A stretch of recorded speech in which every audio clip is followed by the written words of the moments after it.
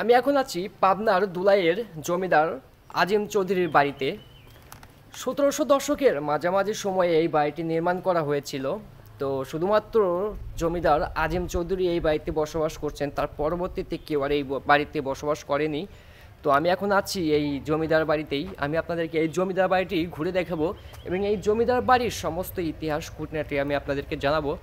সম্পূর্ণ ভিডিওটা দেখতে থাকুন এবং সঙ্গে থাকুন। কেমন লাগবে এই ভিডিওটা সেটা আপনারা দেখলেই বুঝতে পারবেন যে কতটা আকর্ষণীয় হতে যাচ্ছে এই জমিদার বাড়ির ভিডিওটা।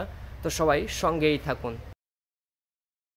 এই বাড়িটিতে ঢুকতে হলে আপনাকে প্রথমেই ৩০ টাকা টিকিট কেটে ঢুকতে হবে। এই বাড়িতে ঢোকার পরেই আপনি প্রথমেই হাতের ডানে এমন একটা সুন্দর প্রজাপতির ডানা দেখতে পাবেন। অনেক সুন্দর এই ডানাটি দেখতে। এই বাড়িটি পাবনার তৎকালীন জমিদার আজিম চৌধুরীর বাড়ি। এই বাড়িটির আনুমানিক বয়স প্রায় ২৫০ বছর। এই বাড়িতে বসেই পাবনার দুলাইয়ের জমিদার আজিম চৌধুরী তার জমিদারি পরিচালনা করতেন। এই জমিদার বাড়িটির চারপাশ দিয়ে পুকুর দ্বারা বেষ্টিত। এই জমিদার বাড়ির ভেতরে ৩টি ঘাট রয়েছে, তার মধ্যেই এটি একটি ঘাট। প্রায় ২৫০ বছর আগে পাবনা জেলার সুজানগর উপজেলার দুলাই গ্রামে এই জমিদার বাড়িটি প্রতিষ্ঠিত হয়।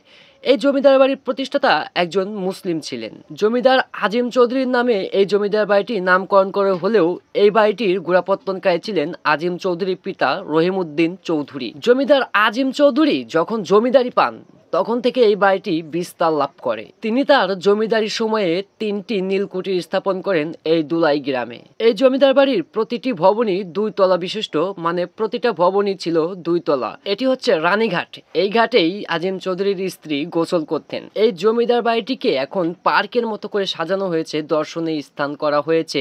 এই জমিদার বাড়িটির বর্তমান নাম দুলাই সরোবর হিসেবে রাখা হয়েছে। এই জমিদার বাড়িটি জমিদার আজিম চৌধুরীর বংশধরেরাই রক্ষণাবেক্ষণ করছে এই জমিদার বাড়িটি। এই জমিদার বাড়িটিতে ভঙ্গুর ইট দেয়াল ছাড়া আর তেমন কোনো কিছুই নেই, মানে সমস্ত কিছু ভাঙা। এই ভবনগুলোতে প্রায় প্রত্যেকটা ভবনই ঝুঁকিপূর্ণ।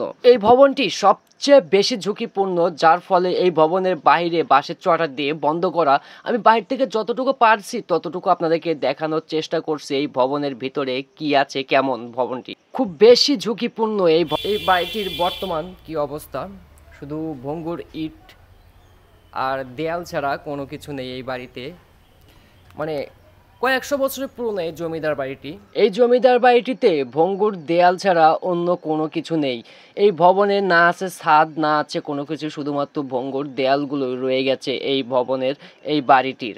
এই বাড়িটিতে কিন্তু অসংখ্য দরজা রয়েছে, মানে কতগুলো দরজা রয়েছে সেটা গুণে আমি শেষ করতে পারবো না।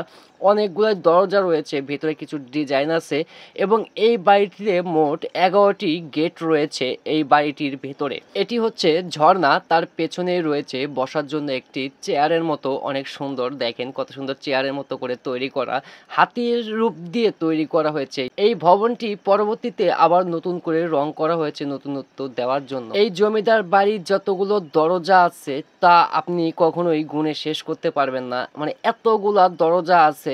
ভেতরে কিন্তু কোনো কিছুই নেই, মানে ২৫০ বছরের পুরনো এই জমিদার বাড়ি। রয়েছে শুধু ভঙ্গুর দেয়াল আর ক্ষয়ে যাওয়া ইট।